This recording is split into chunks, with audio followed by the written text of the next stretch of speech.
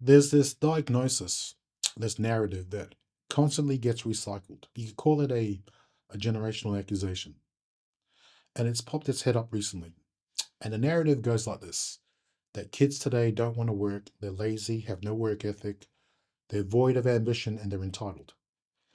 And this is based on the emergence of a new workforce that's sort of come out over the recent years. And it's this workforce, they're reluctant to work any extra hours. They refuse to go above and beyond what their job titles and descriptions are. They have no institutional loyalty, so they'll job hop a year here, a year there, and it's upset a lot of people, right?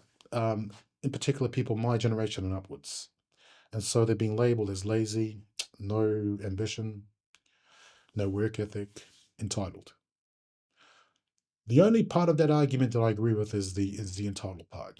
There are certainly a lot of entitled kids out there who think that they're actually worth more than they are. And I don't mean that in the sense of what they should be compensated.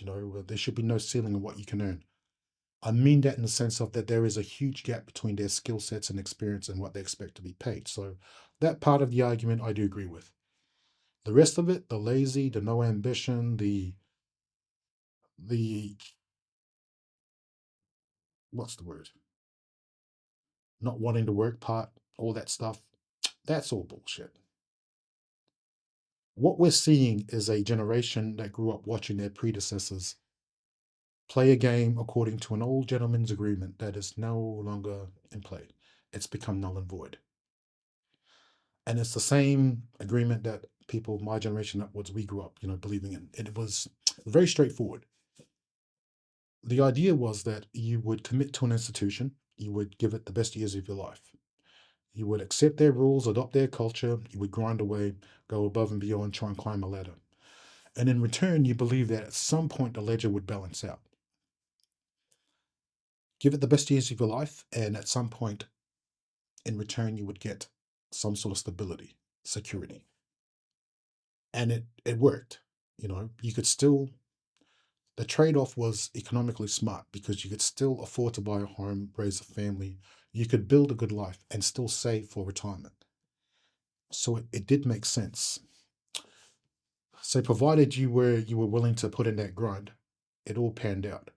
And then we saw it morph in the 2000 to hustle culture, right? And so the idea, the principle, the grind was still the same, but now you had an option of not just an institution. You could now put that same sort of grind into yourself and your vision or whatever you're trying to build.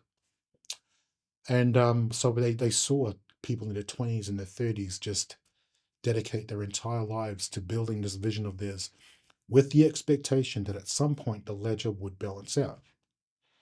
But then 2008 comes along. And I use 2008 despite there being previous crashes because 2008 is probably the one that a lot of us remember.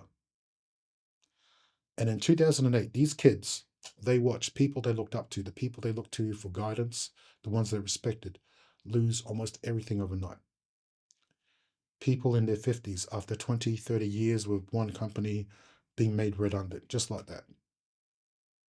High achievers who would climb the corporate ladder, become CEOs and all that, via email just being let go after years of committing to an institution. The hustle culture people, people who had grinded away their 20s and 30s building their vision, believing there was a safety net, some sort of scaffolding in place to keep them, to give them some sort of protection, lose everything, and wind up back at square one, the very spot they were trying to avoid this whole time. These kids watched this, and now they grew up, and they're no longer willing to play the game that we played. They're not going to negotiate blindly like we did. We're not seeing a generation that's lazy, a generation with no work ethic. It's not a void of ambition. It's ambition that's done the math. And they understand that the system, whilst it's always been broken, is now stacked so much against them that it makes no sense to continue following the same rules that we did. So they're making the pivot, they're making the necessary adjustments, and they're playing the game. The currency now is not status, it is time. Fuck the golden years, their mission is to try and achieve autonomy as soon as possible. They're not worried about climbing any ladders. Their objective is flexibility. Your institutional loyalty, their loyalty is to themselves and the people they love. So they'll pivot and they'll jump ship as many times as they have to. It's a smart play. And the people that are making the loudest noise about this, who are calling them lazy and no ambition, they're generally people who have benefited from a system that was stacked in their favor. I'm not saying this from a place of ignorance. I'm saying this because I'm one of those people who benefited from systems. I bought my first house in 2012 when it was 3 times my annual salary. It's now 7, 6, 7, 8, 9, 10. And I know for a fact that if I was a young fella trying to start up now and try to build a life, it'd be damn near impossible. There's so many more obstacles. The cost of living has gone up, housing has become damn near unaffordable, and the wages, salaries have not been able to keep up. So there's so much more red tape.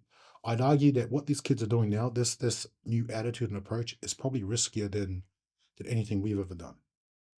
Because this is uncharted territory. Because they're not playing the game by the old rules. So I don't think it's fair. I don't think it's justified to call these kids lazy and any of that. No. The desire to build a meaningful life is still there. The ambition is still the same, but the direction has changed and the naivety is gone. That's what's happening. And I think good on them. They're making the pivots that anyone with a brain would make, especially as things progress over the years. So no, I'm a huge fan of these little savages that have come out recently. Just this new workforce 2.0, good on yous. If you're in that age group and that generation, keep it up. More and more people are starting to wake up and realize that this old system that we used to live in is no longer working, and it's been broken for a while. And whoever's making the jumps and the moves now, you're heading in the right direction. It's probably scary and riskier, but you'll figure it out. Right on. See you next time.